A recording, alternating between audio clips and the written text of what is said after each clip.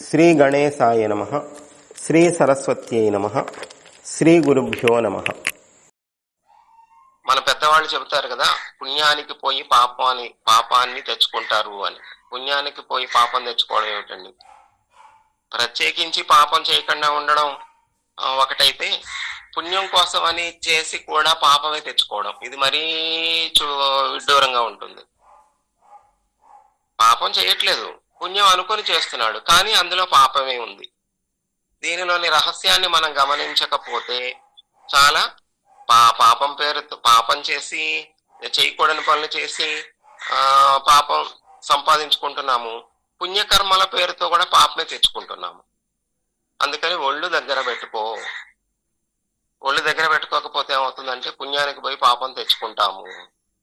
ఏమిటి పుణ్యానికి పోయి పాపం తెచ్చుకోవడము అంటే, ఉదాహరణకు మనం వినాయక చవితి చందాలు ఇస్తూ ఉన్నాం. మరి వినాయక చవితి అనగానే ఎక్కడ చూసిన మండపాలు. ఈ మండపాలు ఇదివరకు అట్లా ఉండేవి? అసలు మన చిన్నప్పుడు మండపాలు ఉండేవా? ఎక్కడో గాని, చాలా రేరుగా. ఆ గుడిలో ఎక్కడో చేసేవాళ్ళు తప్ప. వీధికి ఒక మండపం, కులానికి ఒక మండపం, పార్టీకి ఒక మండపం, వర్గానికి ఒక మండపం, ఇలా ఏం లేవు. పిల్లలు పెద్దలు వయసు తేడా లేదు. ఏమాత్రం అవగాహన లేని వాళ్ళు కూడా మండపాలు పెట్టడం, వాళ్ళకి చేతను వచ్చినట్టు చేయడం. ఏ లౌకికంగా చూస్తే మనం ఎక్కడ ఎప్పుడు ఏ పని చేయాలన్నా, ఏ ఉద్యోగం చేయాలి అన్నా దానికి తగినటువంటి తర్ఫీద్ అంటే శిక్షణ పొందుతామా లేదా? ట్రైనింగ్. ఏ ఉద్యోగం అయినా ట్రైనింగ్ లేకుండా ఇచ్చేస్తారా? ట్రైనింగ్ పీరియడ్ ఉంటుంది ఫస్ట్ ఖచ్చితంగా. అది జనరల్ గా మనం నేర్చుకోవడానికి ఎంత సమయం పడుతుందో అన్ని రోజులు ట్రైనింగ్ పీరియడ్ ఉంటుంది. ఒక్కొక్కసారి ట్రైనింగ్ లో జీతం కూడా ఇవ్వరు, కొంతమంది కొద్దిగా ఇస్తారు, అసలు ఇవ్వని వాళ్ళు ఉంటారు, రకరకాలు ఉంటాయి. అసలు ఏ విధమైన తర్ఫీదు శిక్షణ పొందకుండా, ట్రైనింగ్ అనేది లేకుండా దైవ కార్యాలు, భగవత్ కార్యాలు చేసేస్తూ ఉన్నారు ఈ రోజు చాలా మంది. ఎక్కడికక్కడ రోడ్లకు అడ్డం పెట్టడం, డబ్బాలు పట్టుకోవడం, చందాలు పోగు చేసుకోవడం. దారిని పోయే వాళ్ళందరూ ఎంతమంది కనిస్తారు అసలు? ఎక్కడ కార్యక్రమాలు అక్కడ, ఎవరి కార్యక్రమాలు వాళ్ళు చేస్తూనే ఉన్నప్పుడు సరే ఏదో దైవ కార్యం కదా, బాగుండదు అని మన ఊర్లో, మన వీధిలో, మన ఇంటి దగ్గరలో మండపం పెడితే మనం మినిమం మరీ 100-200 ఏమిస్తానులేండి, ఇదేమన్నా ఏదో లోకహితం కోసం పాటుపడిపోతున్నట్టు, సమాజ శ్రేయస్ కోసం పాటుపడిపోతున్నట్టు వాళ్ళకి మనం చందాలు ఇవ్వడం. దేనికని ఇచ్చాము? ఇప్పుడు ఇచ్చేటప్పుడు ఉద్దేశం ఏమిటి? దైవ కార్యము అంటే పుణ్య కార్యము అని ఇస్తున్నాం. కానీ వాళ్ళు ఏం చేస్తున్నారు? పూజ కేవలం నామమాత్రంగా తంతులాగా ఉంటుంది. ఆ పంతులు గారు కూడా 10 మండపాల్లో అచ్చుకొని ఉంటాడు. ఆయన 10 చోట్ల హడావుడిగా ఉరుకులు పరుగులుగా ఏదో నామకేవాస్ మమ అంటే మమ తంతులాగా చేయిస్తాడు. ఎందుకంటే పాపం ఆయనకు కూడా సౌలభ్యం లేదు.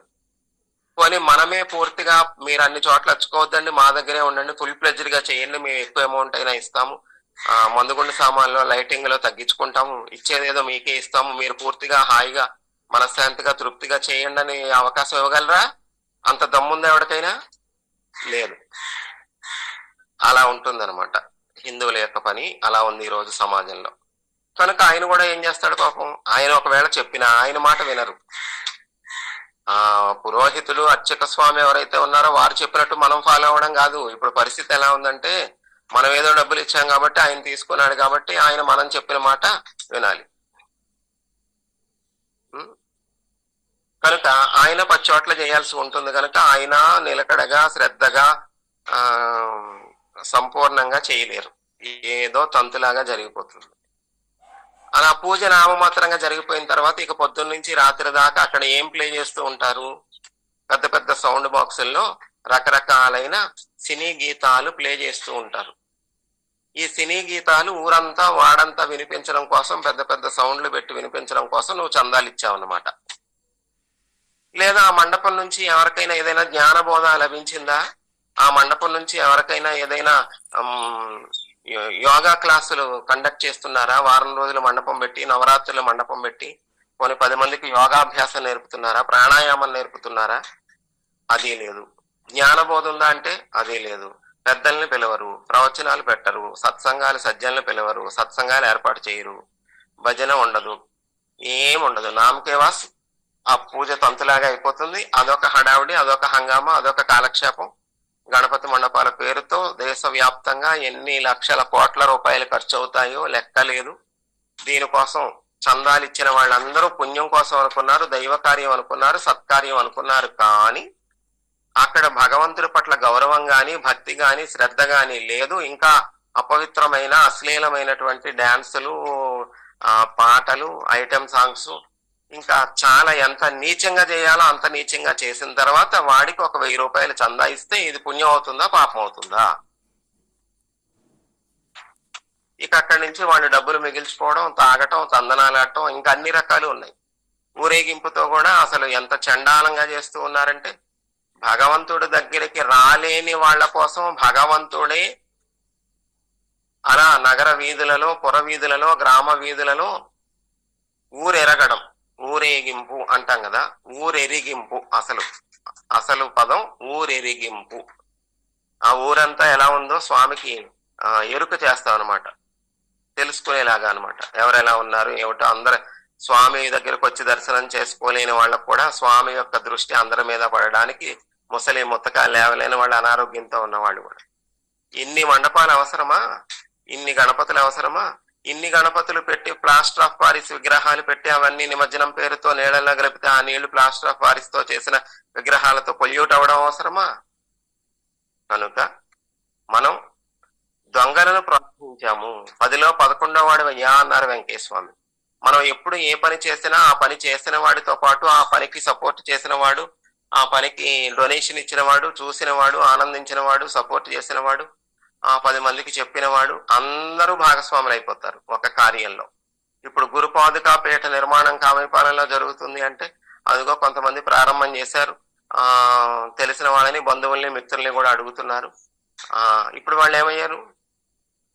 10లో 11 వాళ్ళు అయిపోతున్నారు, పీట నిర్మాణంలో భాగం అయిపోతున్నారు. కనుక మంచి చేస్తే మంచిలో భాగం వస్తుంది, చెడు చేస్తే చెడులో భాగం వస్తుంది. ఉదాహరణకు మనం షేర్ మార్కెట్ చూస్తూ ఉంటాం, షేర్స్ పెడుతూ ఉంటాం, కొంటూ ఉంటాం. కొన్నప్పుడు ఆ కంపెనీకి లాభం వస్తే మనకి లాభం పంచుతాడు, నష్టం వస్తే మనకి నష్టం పంచుతాడు. షేర్ మార్కెట్ ఎట్లానో అట్లానే 10లో 11వ వాడు అంటే అదే. కనుక ఇప్పుడు మనం ఎటువంటి మొహమాటము లేకుండా నిర్మోహమాటంగా మేము చేసే కార్యక్రమాలు కూడా మేము చాలా చేస్తున్నామయ్యా, కనుక మేము ఇచ్చే రూపాయి ఏదో మా కార్యక్రమాలకి మేము ఖర్చు పెట్టుకోవాలి, అన్ని చోట్ల ఇచ్చే శక్తి మాకు లేదు. లేదు మీరు ఏమైనా సత్సంగం పెడతానంటే చెప్పండి, మేము వచ్చి నిలబడతాం, మేము వచ్చి కాస్త సహకరిస్తాము.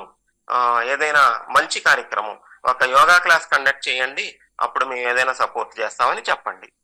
మీ సినిమా పాటలు పెట్టుకోవడానికి, రికార్డింగ్ డాన్సులు వేయడానికి, ఊరేగింపులో అశ్లీలమైన డాన్స్ బృందాలను తీసుకొచ్చి అసలు దాన్ని మీరు కంటితో చూసినా కూడా పాపమే. అలాంటి మండపంలో కాలు పెట్టినా కూడా పాపమే. కనుక ఈ వినాయక చవితి నుండి శ్రీకారం చుట్టండి. మార్పు మనతోనే ప్రారంభం కావాలి. అమ్మో అట్లాంటి వాటికైతే ఎవరు ముందుకు రావట్లేదు, డబ్బులు కూడా ఇవ్వట్లేదు అనే అంతగా హిందువులలో మార్పు రావాలి. అటువంటి మార్పు వస్తే ప్రపంచం అంతా వస్తే మంచిదే, సమాజం అంతా వస్తే మంచిదే. సమాజం అంతా రాలేదు కాబట్టి నేను కూడా ఎలాగైనా ఉంటాననుకుంటే అప్పుడు మనం శిష్యులం కాదు, సాధకులం కాదు. అందరి సంగతి మనకెందుకు, నేను మాత్రం బాగుండాలి. కనీసం నేనైనా నా యొక్క అభిప్రాయాలకు, ఆలోచనలకు, మనం వింటున్న సత్సంగాలకు అనుగుణంగా నడుచుకోవాలి. ఎవరేమనుకున్నా సరే అంత నిర్మోహమాటంగా ఉండగలిగితేనే ఎవడైనా సాధకుడు అవుతాడు తప్ప అన్ని మొహమాటాలకు లొంగిపోయేవాడు సాధకుడు కాడు. Underline this point.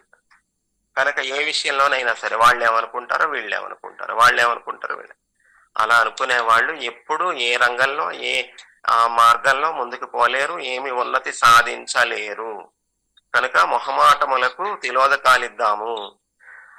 ఆ మొహమాటాలకు తిలోదకాలు ఇవ్వడం అనే దానికి ఈ వినాయక చవితిని మనం నాంది శ్రీకారం చూడదాము, ఏదైనా గణపతితో ప్రారంభించినట్లుగా.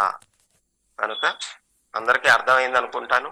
మనం ప్రతి సంవత్సరం వినాయక చవితి నవరాత్రులకు మండపాలకు ఎంతెంత చందా ఇస్తున్నామో మీకు తెలుసు. కనీసం మినిమం లెక్క పెట్టుకోండి.